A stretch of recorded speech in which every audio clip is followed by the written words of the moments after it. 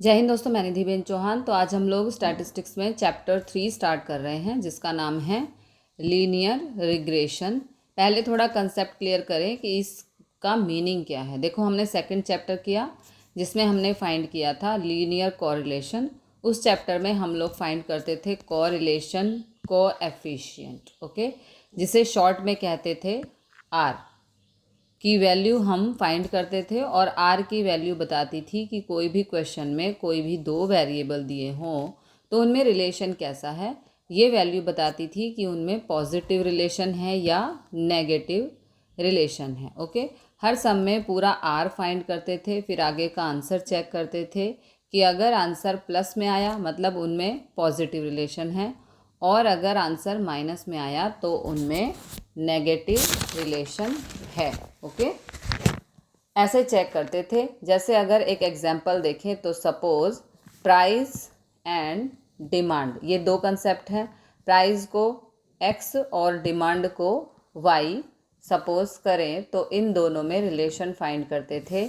Means are की value positive है या नेगेटिव, मतलब नेगेटिव रिलेशन मतलब प्राइस बढ़ती है। अगर प्राइस बढ़ती है तो डिमांड कम होगी, या प्राइस कम होती है तो डिमांड बढ़ेगी, ये नेगेटिव। या अगर पॉजिटिव रिलेशन आता तो प्राइस बढ़ रही है तो डिमांड भी बढ़ेगी, प्राइस कम होती है तो डिमांड भी कम होगी, वो पॉजिटिव। तो ये खाली रिलेशन पता चलता था सेकंड चैप्टर में।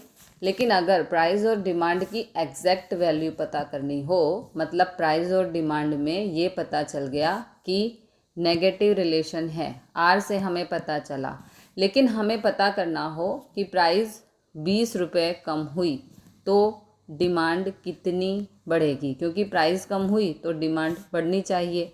या प्राइस 40 रुपये बढ़ गई तो डिमांड कितनी कम होगी, वो पता करना हो तो सेकंड चैप्टर में खाली रिलेशन फाइंड किया, पॉजिटिव या नेगेटिव। लेकिन अगर एग्जैक्ट वैल्यू फाइंड करनी हो तो उसके लिए ये थर्ड चैप्टर यूज़ होता है, मतलब ये कंसेप्ट यूज़ होता है जिसे कहते हैं लीनियर रिग्रेशन। तो जो सेकंड चैप्टर में किया उसी का अगला स्टेप है ये थर्ड चैप्टर। और अगर लीनियर रिग्रेशन फाइंड करना हो तो उसके लिए फाइंड करनी होती है रिग्रेशन लाइन, जिसे कहते हैं वाई कैप, ओके, जिसे कहते हैं वाई कैप, जिसकी फॉर्मूला है a प्लस बी एक्स। इसका मतलब ये कि अगर x की जगह पर 20 लिखें तो y की वैल्यू कितनी मिलेगी वो यहाँ पता चल जाता है, उसे रिग्रेशन लाइन कहते हैं। यहाँ पर y मतलब डिमांड है, उसे y कहो या y कैप, ये कैप लगा है ऊपर, दोनों सही हैं। इसे y कैप इसलिए कहा जाता है, ये कैप की साइन इसलिए देते हैं क्योंकि ये वैल्यू एग्जैक्ट नहीं होती। मतलब समझो 99% एग्जैक्ट करेक्ट ही होती है, लेकिन 1% सिचुएशन पर डिपेंड है। सपोज़ प्राइस 20 रुपये बढ़ रही है तो डिमांड कितनी कम होगी, कितनी कम होगी, तो चलो डिमांड हमने 10 यूनिट कम होगी तो y बराबर 10 मिला। लेकिन वो एग्जैक्ट नहीं होता, 99% एग्जैक्ट होता है, 100% नहीं होता, इसलिए उसे एग्जैक्ट y नहीं कहते, y कैप कहते हैं। तो y कैप मतलब y की ही वैल्यू हुई। तो अगर x की जगह पर 20 लिखें तो हमें y की वैल्यू मिल जाएगी। और y की वैल्यू फाइंड करने के लिए दो हेल्पर होते हैं, a और b। रिग्रेशन लाइन फाइंड करने के लिए, तो y फाइंड करने के लिए पहले a और b फाइंड करना होता है। तो पहले हमें फाइंड करनी होती है b की वैल्यू, जिसे नाम से कहते हैं रिग्रेशन कोएफिशिएंट, ओके। b की वैल्यू को कहते हैं रिग्रेशन कोएफिशिएंट, और a को कहते हैं intercept, okay, intercept of regression line या सिर्फ इंटरसेप्ट, ये दोनों हेल्पर चाहिए y की वैल्यू फाइंड करने के लिए। डायरेक्ट तो सिर्फ रिलेशन पता चलता है, मीन्स r, लेकिन अगर एग्जैक्ट वैल्यू फाइंड करनी हो तो ये दो हेल्पर हमें चाहिए होते हैं और उनके लिए पहले हमेशा सम में बी फाइंड करते हैं। ओके, रिग्रेशन कोएफिशिएंट वो मिल जाए तो उसकी हेल्प से फिर ए फाइंड करते हैं, उसके ऊपर से ये वाई की वैल्यू फाइंड करते हैं जिसे वाई कैप कहते हैं। मीन्स शॉर्ट में समझें, जो सम्स आएंगे उनमें ये 3 चीज़ें फाइंड करनी होगी और ये जो नेम है वो याद कर लेना, शॉर्ट सम में ये नेम काम आते हैं। तो अब जो क्वेश्चन आएंगे उसमें ये 3 स्टेप होंगे, पहले बी फाइंड करना, फिर ए और फिर वाई कैप फाइंड करना। तो अब बी की फार्मूला है, अगर बी की वैल्यू फाइंड करनी हो तो उसमें ऑप्शन आते हैं, जैसे कोई भी क्वेश्चन हो सबसे पहले एक्स बार और वाई बार फाइंड करते हैं। अगर क्वेश्चन में एक्स बार और वाई बार इंटीजर हो तो बी फाइंड करने की फार्मूला होती है ये। Okay, B equal to sigma X minus X bar Y minus Y bar upon sigma X minus X bar का होल स्क्वायर। तो अगर X bar Y bar integer आता हो तो बी ढूंढने के लिए ये फार्मूला। ओके, नेक्स्ट कंसेप्ट, अगर X bar Y bar decimal में आता हो तो फिर बी फाइंड करने की फार्मूला होती है n sigma x y minus sigma x sigma y upon N sigma x square minus sigma x का होल स्क्वायर। तीसरी आती है शॉर्टकट फार्मूला, जब एक्स और वाई की वैल्यू लार्ज होती है, पॉइंट में आती हो, तब उस वक्त ये शॉर्टकट फार्मूला यूज़ करते हैं। B equal to N sigma U V minus sigma U sigma V upon N sigma U square minus sigma U का whole square. Okay, B find करने की 3 सिचुएशन आती है। सम आप कोई भी मेथड से करोगे वो आंसर सेम ही आएगा। तो हर सम में पहले बी फाइंड करेंगे, फिर ए फाइंड करेंगे और फिर वाई कैप फाइंड करेंगे। ओके, तो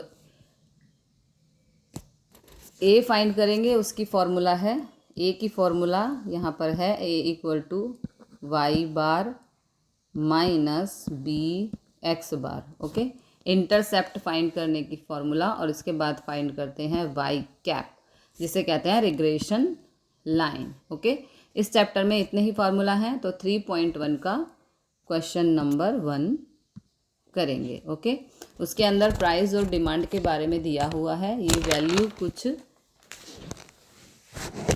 दी गई है। जब प्राइस 12 रुपये हो तो डिमांड 18 रुपये, जब प्राइस 14 रुपये हो तो डिमांड 12 यूनिट, इसके बारे में है। तो इनके बारे में क्वेश्चन लिखा है, आखिरी में एक सेंटेंस दिया है कि estimate the value of demand when price is 20, कि जब प्राइस मतलब एक्स 20 रुपीज़ हो, प्राइस देखो एक्स में यहाँ पे कहीं भी 20 नहीं है, अगर प्राइस 20 हुई तब डिमांड कितनी होगी वो हमें फाइंड करना है। तो ये सम करने के लिए सबसे पहला स्टेप है एक्स बार और वाई बार फाइंड करना। तो एक्स का टोटल 96 और ये जो नंबर दिए हैं वो 6 यानी कि n। ओके, इन दोनों का डिवाइड, ये हो गया 16। सिग्मा वाई, तो सिग्मा वाई है 60 और n है 6, तो ये हो जाएगा 10। ओके, तो अब एक्स बार और वाई बार फाइंड कर लिया, दोनों आंसर इंटीजर में मिले, तो ये बी फाइंड करने की फॉर्मूला आएगी हमारी, B is equal to sigma X minus X bar Y minus Y bar upon sigma X minus X bar का होल स्क्वायर। ओके, तो ये फार्मूला यूज़ करेंगे। तो यहाँ पर सबसे पहले फाइंड करेंगे एक्स माइनस एक्स बार, ये। ओके, एक्स में से, इस एक्स में से एक्स बार को माइनस करेंगे, यानी कि 12 minus 16 minus 4, 14 minus 16 minus 2, 15 minus 16 minus 1, 16 minus 16 0, 18 minus 16 2, 21 minus 16 ये 5। ओके, दूसरी चीज़ फाइंड करेंगे वाई माइनस वाई बार, यानी कि वाई में से वाई बार को माइनस करेंगे। ओके, तो 18 minus 10 8, 12 minus 10 2, 10 minus 10 0, 8 minus 10 minus 2, 7 minus 10 minus 3, 5 minus 10 minus 5। Okay, उसके बाद फाइंड करना है एक्स माइनस एक्स बार का होल स्क्वायर। तो तो ये x माइनस एक्स बार है, इसका स्क्वायर, 4 का स्क्वायर 16, 2 का स्क्वायर 4, 1 का स्क्वायर 1, 0 का स्क्वायर 0, 2 का स्क्वायर 4, 5 का स्क्वायर 25। ओके, उसके बाद x माइनस एक्स बार मल्टीप्लाई y माइनस वाई बार, यानी कि इन दोनों का मल्टीप्लाई। तो 8 चौक 32, 2 दूनी 4, 0 1 0, 2 0 0, 3 2 ज़ा 6, 5 5 ज़ा 25। ओके, इन दोनों का मल्टीप्लाई हो गया। अब इस फार्मूले के हिसाब से जो भी वैल्यूज़ है वो यहाँ पर हम पुट करेंगे। तो x माइनस एक्स बार y माइनस वाई बार वो है -67 upon x minus X bar का होल स्क्वायर, ये रहा, ये है 50। ओके, तो आंसर आया -1.34। ओके, ये b की वैल्यू मिली और ये माइनस में मिली, तो इनका नेगेटिव रिलेशन है। वैसे भी प्राइस और डिमांड के बीच नेगेटिव रिलेशन ही होता है। बी से पता चलेगा कि रिलेशन कौन सा है। अब फाइंड करेंगे ए। तो ए की फार्मूला है Y bar minus B x bar. तो वाई बार पे 10 है ना, माइनस बी पे 1.34 और एक्स बार पे 16। इन दोनों का मल्टीप्लाई 21.44 और इन दोनों का प्लस 31.44, ये ए की वैल्यू मिली।